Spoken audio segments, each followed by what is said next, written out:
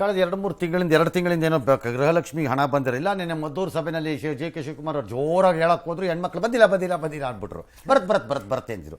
ಇವತ್ತೇನೋ ಈಗ announce ಮಾಡಿದಾರಂತೆ minister, June ಜುಲೈದು ಬಾಕಿ ಹಣ ಇವತ್ತೇ ಜಮೆ ಮಾಡ್ತೀವಿ. ತಾಂತ್ರಿಕ ಕಾರಣದಿಂದ, ಯಾವ ತಾಂತ್ರಿಕನೂ ಇಲ್ಲ, ಪಾಂತ್ರಿಕನೂ ಇಲ್ಲ, ಮಾಂತ್ರಿಕನೂ ಇಲ್ಲ, ಬರೀ ಬೋಗಸ್ ಸ್ಟೇಟ್ಮೆಂಟ್. ಅದು ಕೊಡಕ್ಕೆ ಕಾಸಿರಲಿಲ್ಲ, ಕೊಟ್ಟಿಲ್ಲ ಅಷ್ಟೇ. ಯಾಕ್ರಿ ತಾಂತ್ರಿಕ ಆಗಬೇಕು? ಏನೇನು ಫಸ್ಟ್ ಟೈಮ್ ರಿಲೀಸ್ ಮಾಡ್ತಿರೋದು ಇವರು? ಆಲ್ ರೈಟ್, ತಾಂತ್ರಿಕ ಅಂತಾನೆ ಇಟ್ಕೊಳ್ಳೋಣ. ಈಗ ನೆಕ್ಸ್ಟ್ ಆಗಸ್ಟ್ ಎಷ್ಟನೇ ತಾರೀಕು ಕೊಡ್ತೀರಿ ಹೇಳಿಪ್ಪ, ಹಂಗಾರೆ ನೋಡೇ ಬಿಡ್ತೀನಿ. ಆಗಸ್ಟ್ ಇಂದು ಸೆಪ್ಟೆಂಬರ್ ಕೊಡಬೇಕಲ್ಲಪ್ಪ, ಸೆಪ್ಟೆಂಬರ್ 5ನೇ ತಾರೀಕು ಕೊಡ್ತೀವಿ ಅಂತ ಅನೌನ್ಸ್ ಮಾಡಿ ನೋಡೋಣ. ಸಂಬಳದ ಥರ ಈ ಸಂಬಳ ಕೊಡ್ತಿರಲ್ವ ಸರ್ಕಾರಿ ನೌಕರರಿಗೆ, ಹಂಗೆ ರಿಲೀಸ್ ಆಗಬೇಕು. ಅದು ತಾಂತ್ರಿಕ ಯಾಕೆ? ಅದೊಂದಕ್ಕೆ ಎಷ್ಟು ದಿನ ತಾಂತ್ರಿಕ ನಿಮ್ಮದು? ಬರೀ ಬೋಗಸ್ಸು. ಕಾಸಿಲ್ಲ, ಕವಡೆ ಇಲ್ಲ. ಈ ದುಡ್ಡನ್ನು ತೆಗೆದು ಅಲ್ಲಾಕು, ಆ ದುಡ್ಡನ್ನು ತೆಗೆದು ಇಲ್ಲಾಕು, ಈ ದುಡ್ಡನ್ನು ತೆಗೆದು ಇಲ್ಲಾಕು, ಮ್ಯಾನೇಜ್ ಮಾಡೋದು. ಅದಕ್ಕೆ ತಾಂತ್ರಿಕ ಅಂತೆ. ಸುಮ್ಮನೆ ಕಾಸು ಹೇಳೋದ್ಮೇಲೆ ಕೊಡಬೇಕು ಬಾಯಿ ಮುಚ್ಕೊಂಡು, ಇಲ್ಲದ್ರೆ ಕಿತಾಕಿ ಸ್ಕೀಮನ್ನ ಅಷ್ಟೇ.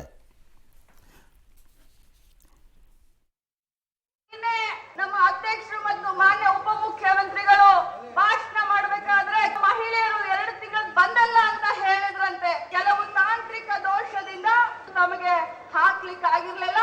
ಇವತ್ತಿನಿಂದ ಹಿರಿಯರು ಹೇಳ್ತಾರೆ, ಮೀನು ಕೊಟ್ಟು ಅವ್ರನ್ನ ಸಂತೈಸಬೇಡಿ, ಮೀನು ಹಿಡಿಯೋದು ಕಲಿಸಿದ್ರೆ ಜೀವನ ಪೂರ್ತಿ ಹಿಡ್ಕೊಂಡು ತಿಂತಾರೆ ಅಂತ.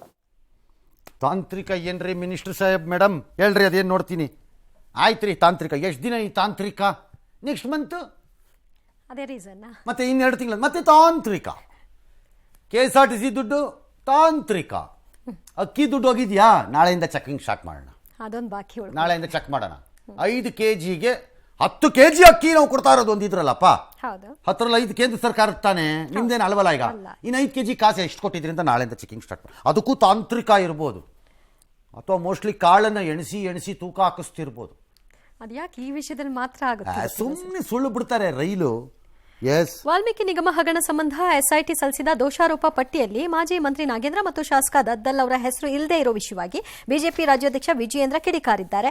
ಇನ್ನು ಇಡಿ ಅಧಿಕಾರಿಗಳು ಸೀಳು ನಾಯಿಯಂತೆ ವರ್ತಿಸ್ತಾ ಇದ್ದಾರೆ, ಸಿಎಂ ಪಾತ್ರ ಇದೆ ಅಂತ ಸುಳ್ಳು ಹೇಳಿಸ್ತಾ ಇದ್ದಾರೆ ಅಂತ ಸಚಿವ ಕೃಷ್ಣ ಬೈರೇಗೌಡ ಅವರ ಆಪಾದನೆ. ಈ ಮಧ್ಯೆ ಇಡಿ ತನಿಖೆ ಚುರುಕುಗೊಳಿಸಿದೆ. ಕೊಪ್ಪಳ ಮತ್ತು ಬಳ್ಳಾರಿಯಲ್ಲಿ ಪ್ರಮುಖ ಆರೋಪಿ ನೆಕ್ಕೊಂಟಿ ನಾಗರಾಜ್ ಸಂಬಂಧಿಗಳ ಮನೆ ಮೇಲೆ ದಾಳಿ ನಡೆಸಿದೆ. ಮಗಳ ಮದುವೆ ಹಿನ್ನೆಲೆ 4 ದಿನದ ಹಿಂದಷ್ಟೇ ನೆಕ್ಕೊಂಟಿ ನಾಗರಾಜ್ ಜಾಮೀನಿನ ಮೇಲೆ ಹೊರಗೆ ಬಂದಿದ್ದಾರೆ. ಭ್ರಷ್ಟ ಕಾಂಗ್ರೆಸ್ ಸರ್ಕಾರ ರಾಜ್ಯದಲ್ಲಿರಬೇಕಾ?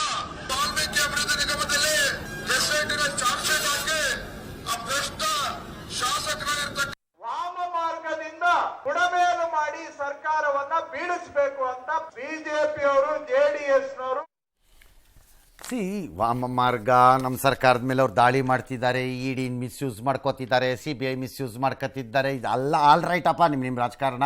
ಅವ್ರು ಆಡೋದು ಹಂಗೆ, ನೀವು ಮಾಡೋದು ಹಂಗೆ, ಎಲ್ಲ ಸರಿ ಇದೆ. ಬೇಕಾದ್ರೆ still the honourable minister has to tell me ಹೆಂಗೆ ಸರ್ಕಾರ ಬೆಳೆಸಕ್ಕಾಗತ್ತೆ ಅಂತ. Chief minister for variety of reasons ಏನಾದ್ರು ಹೆಚ್ಚು ಕಡಿಮೆ ಆಗ್ಬಿಟ್ರೆ ನನಗೆ ಗೊತ್ತಿಲ್ಲ. ಆಮೇಲೆ ಅದು ನನಗೆ ಸಂಬಂಧ ಇಲ್ಲ, ನನಗೆ ಗೊತ್ತಿಲ್ಲ. ಅದು ಆಗ್ಲಿಕ್ಕಿಲ್ಲ ಅನ್ಕೊಂಡಿದ್ದೀನಿ, ನಂಗೆ ಗೊತ್ತಿಲ್ಲ. ಅದು ಸರ್ಕಾರ ಯಾಕೆ ಬೀಳಬೇಕು? How ED can remove a Congress government with 134 people? ಹೆಂಗೆ ತೆಗಿತಾರೆ? CBI ಹೆಂಗೆ ತೆಗಿಯುತ್ತೆ? ಯಾರು ಒಬ್ರು ಹೇಳಿ. ಸುಮ್ಮನೆ ಭಾಷಣ ಮೈಕ್ ಸಿಕ್ಕಿದ ತಕ್ಷಣ ಬರೀ ಪುಂಕವಾಗಿ ಬಿಡ್ತಾ ಇರ್ತಿರಲ್ಲ ಬುರುಡೆನ. ಚೀಫ್ ಮಿನಿಸ್ಟರ್ದು ಬೇರೆ, ಪ್ಲಸ್ EDನ ಮಿಸ್ಯೂಸ್ ಮಾಡ್ತಿದ್ದಾರೆ, CBI ಮಿಸ್ಯೂಸ್ ಮಾಡ್ತಿದ್ದಾರೆ, ಬೇರೆ. ಒಪ್ಕೋತೀನಿ, ಬೇರೆ ವಿಚಾರ. ಅದು ನೀವು ಹೇಳಕ್ಕಿದೆ, ನಿಮ್ಗೆ ಹಕ್ಕಿದೆ, ನೀವು ಹೇಳ್ಬೋದು. ಅದನ್ನು ಸರ್ಕಾರ ಹೆಂಗೆ ಬೀಳ್ಸಕ್ಕಾಗತ್ತೆ ಹೇಳಿ? Even if Narendra Modi, Amit Shah decides, unless ನಿಮ್ಮಿಂದ 70 ಜನನೋ 60 ಜನನೋ ಹೊರಗೋಗ್ಬೇಕು, ನಿಮ್ಮವ್ರ ಕೈ ಕೊಡಬೇಕು. ಅದು ನಿಮ್ಮ ಕೈಯಲ್ಲಿರೋದು. ಹಾಗಾಗಿ ನಿಮ್ಗೆ ಸರ್ಕಾರ ಬೀಳ್ಸಕ್ಕಾಗತ್ತೆ ಅಂತ ನನಗೆ ಅನಿಸಿಲ್ಲ, ಅನಿಸೋದೂ ಇಲ್ಲ. ಸುಮ್ಮನೆ ಬಿಡೋದು. ಮೈಕ್ ಸಿಕ್ತಲ್ಲ, ಜನಕ್ಕೊಂದು ಬಿಟ್ರಾಯ್ತು. ಒಂದು ಚನ್ನಪಟ್ಟಣದ ಟಿಕೆಟ್ಗೂ ಜಗಳ ಅಂತೆ. BJP ಚುನಾವಣಾ ಸಮಿತಿ ಹೇಳತ್ತಂತೆ ಯೋಗೇಶ್ವರ್ ಕೊಡೋಣ ಅಂತ. ಕುಮಾರಸ್ವಾಮಿ ಅವರೇನೋ ಪರೋಕ್ಷವಾಗಿ ಅದಕ್ಕೇನು ರೆಡಿ ಇಲ್ಲ, ನಾವು ಬಿಟ್ಕೊಡಕ್ಕೆ ಅಂದಿದ್ದಾರಂತೆ. ಅದು ಹೆಂಗಾಗತ್ತೆ? ಬಿಟ್ಕೊಡಕ್ಕಾಗಲ್ಲ ಅಂತಂದ್ರೆ ಬಿಟ್ಕೊಡ್ಬೇಕು. ಅದು ಆ್ಯಕ್ಚುಲ್ ದೋಸ್ತಿ. ಅವಾಗ ಅದಕ್ಕೆ ಯೋಗೇಶ್ವರ್ನ ಅವ್ರ ದಾರಿ ಅವ್ರು ನೋಡ್ಕೋಬೇಕು ಅಂತ ಏನೋ ಯೋಚನೆ ಮಾಡ್ತಿದ್ದಾರಂತೆ. ಏನು ಅವ್ರ ದಾರಿ ಅಂದರೆ DK ಶಿವಕುಮಾರ್, DK ಸುರೇಶ್ ಅವ್ರ ಮನವೊಲಿಸೋ ಅಥವಾ ಇವರು ಅವರ ಮನವೊಲಿಸೋ ಕರ್ಕೊಂಡು ಹೋಗೋದು.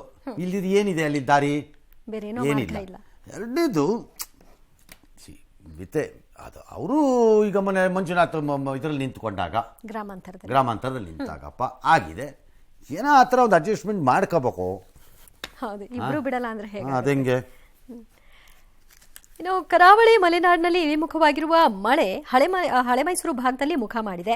ನಿನ್ನೆ ಬೆಂಗಳೂರು 96, ತುಮಕೂರಿನಲ್ಲಿ 96, ರಾಮನಗರದಲ್ಲಿ 66 ಮಿಲಿಮೀಟರ್ ಮಳೆಯಾಗಿದೆ. ಇಂದು ಕೂಡ ರಾಮನಗರ, ತುಮಕೂರು, ಕೋಲಾರ, ಮಂಡ್ಯ ಭಾಗದಲ್ಲಿ ಮಳೆಯಾಗಿದೆ. ಕೋಲಾರದಲ್ಲಿ ತಹಶೀಲ್ದಾರ್ ಕಚೇರಿಗೆ ನೀರು ನುಗ್ಗಿದೆ. ಗುಬ್ಬಿ ತಾಲೂಕಾಸ್ಪತ್ರೆಗೆ ಮಳೆ ನೀರು ನುಗ್ಗಿ ರೋಗಿಗಳಂತೂ ಪರದಾಡಿದ್ದಾರೆ. ಬೆಂಗಳೂರಿನಲ್ಲಿ ಬೆಳಗಿನಿಂದ ಮೋಡ ಕವಿದ ವಾತಾವರಣ ಕಂಡುಬಂತು. ಕೆಲವೆಡೆ ಮಳೆ ಕೂಡ ಆಯಿತು. ಕಾವೇರಿ ಜಲಾನಯನ ಪ್ರದೇಶದಲ್ಲಿ ಮಳೆ ಕಡಿಮೆಯಾದ ಕಾರಣ ಕೆಆರ್ಎಸ್ ಒಳಹರಿವು 16,400, ಕಬಿನಿ 8,547, ಹೇಮಾವತಿ 11,400, ಹಾರಂಗಿ ಒಳಹರಿವು 6,889ಕ್ಕೆ ಕುಸಿದಿದೆ. ಹೀಗಾಗಿ ಕಾವೇರಿ ನದಿಯ ಒಡಲು ಶಾಂತವಾಗಿದೆ. ಚಿಕ್ಕಮಗಳೂರಿನ ಬಯಲುಸೀಮೆ, ಕಡೂರಿನಲ್ಲಿ ಭಾರೀ ಮಳೆ, ಗಾಳಿ ಸಹಿತ ಜೋರು ಮಳೆಯಾಗ್ತಾ ಇದೆ. ಮಹಾರಾಷ್ಟ್ರ ಮಳೆ ಕಾರಣ ಚಿಕ್ಕೋಡಿಯಲ್ಲಿ ಪ್ರವಾಹ ಸ್ಥಿತಿ ಮುಂದುವರೆದಿದೆ. ಭೀಮಾ ನದಿಯ ಆರ್ಭಟ ಕಾರಣ ಹಲವು ತಾಲೂಕುಗಳಲ್ಲಿ ಪ್ರವಾಹ ಭೀತಿ ಶುರುವಾಗಿದೆ. ಮಂಗಳೂರಿನ ಕೆತ್ತಿಕಲ್ನಲ್ಲಿ ಕ್ಷಣಕ್ಕೂ ಗುಡ್ಡ ಕುಸಿತ ಪ್ರಕರಣಗಳು ಮುಂದುವರೆದಿದೆ.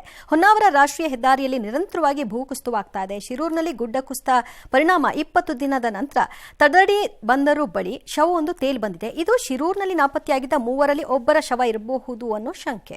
ಬೇಬೀಸ್ ಡೇ ಔಟ್ ತರ ಇವತ್ತು ಸಿಎಂ ತಮ್ಮದು ಸಿಎಂ ಡೇ ಔಟ್ ತರ ಮಾಡ್ಬಿಟ್ಟಿದಾರಂತೆ. ಮುಖ್ಯಮಂತ್ರಿಗಳು ಎಸ್ಕಾರ್ಟ್ ಎಲ್ಲ ಬಿಟ್ಟು ಮೈಸೂರು ಕಂಡು ಕಡೆ ತಿರುಗಾಡ್ಬಿಟ್ಟಿದಾರಂತೆ ಕಾರಲ್ಲಿ. ಎಲ್ಲ ಕಾಫಿ ಕುಡಿಯೋದು, ಎಲ್ಲ ಮನೆ ಅವ್ರದ್ದೇ ಮನೆ ಕಟ್ತಾ ಇರೋ ಮನೆದು ಕಾಮಗಾರಿ ನೋಡೋದು, ರಿಂಗ್ ರೋಡ್ಗೆ ಹೋಗೋದು, ಒಳ ರಸ್ತೆಯಲ್ಲಿ ಸುತ್ತಾಡೋದು ಎಲ್ಲ ನೋಡಿ ಪೊಲೀಸ್ ನೋಡಿ ಏನಪ್ಪ ಇದು ಕತೆ ಅಂದ್ಕೊಂಡಿದ್ದಾರೆ. ಏನು ರಿಲ್ಯಾಕ್ಸ್ಡ್ ಆಗಿರ್ಬೋದು ಅಷ್ಟೇ.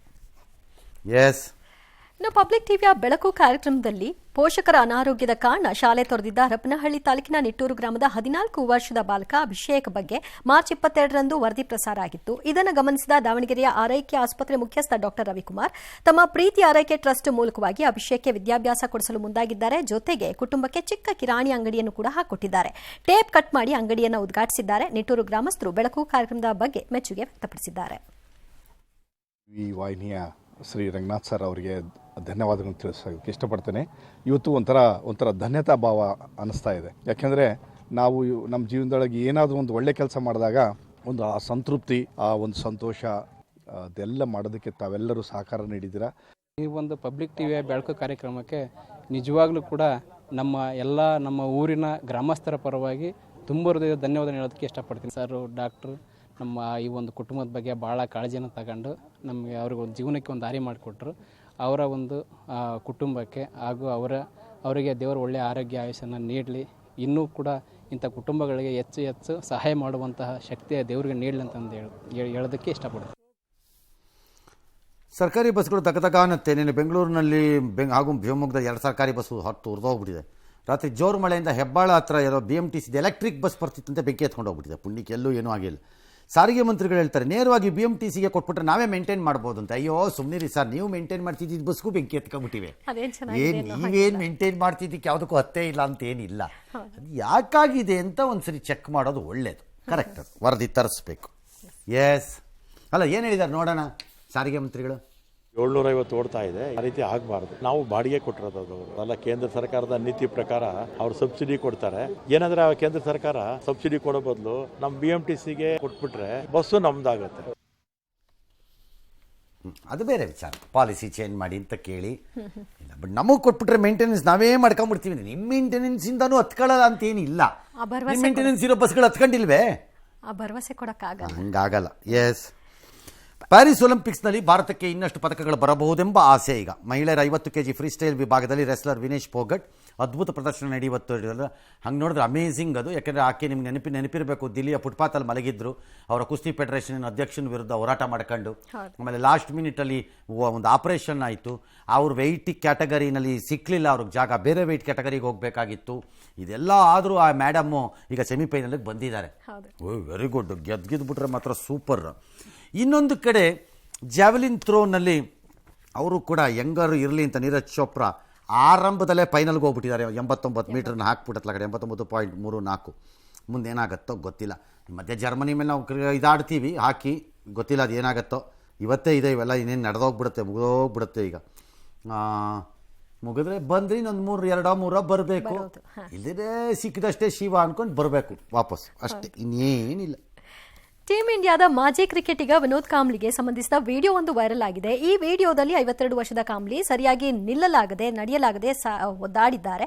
ಕಾಂಬ್ಲಿ ನೆರವಿಗೆ ಇಬ್ಬರು ಧಾವಿಸಿ ಅಂಗಡಿಯೊಂದಕ್ಕೆ ಕರೆದೊಯ್ದು ಕೂರಿಸಿದ್ದಾರೆ. ಕಾಂಬ್ಲಿ ನೆರವಿಗೆ ಸಚಿನ್ ಬರಬೇಕು ಅನ್ನೋದು ನೆಟ್ಟಿಗರ ಕಮೆಂಟ್. ಅಲ್ಲ, ನೆಟ್ಟಿಗರೇನು ಪುಕ್ಕಟ್ಟೆ ಎಲ್ಲರಿಗೂ ಕಾಮೆಂಟು ಕೊಡ್ತಾರೆ, ಅಡ್ವೈಸು ಕೊಡ್ತಾರೆ. ಅದ್ಯಾಕಪ್ಪ ಸಚಿನ್ನೇ ಹೋಗ್ಬೇಕು, ನೆಟ್ಟಿಗರ್ರಿ ನೀವೇ ಮಾಡಿಬಿಡಿ, ಹಾ, ನಿಮ್ಗೆ ಮಾಡಿಪ್ಪ, ಅಸಾಮರ್ಥ್ಯ ಇಲ್ವಾ? ನಿಮ್ದು ನಮ್ಮ ಇಂಡಿಯಾಗೆ ಆಡಿದ್ರು ಅಂತ ತಾನೇ ನೀವು ಹೇಳೋದು, ನೀವೇ ಮಾಡಿಬಿಡಿ.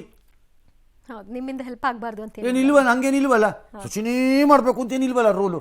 ಪುಕ್ಕಟ್ಟೆ ನೆಟ್ಟಿಗರ ಅಡ್ವೈಸ್ ಕೊಡೋಕ್ಕೇನು ಕೊರತೆ ಇಲ್ಲ.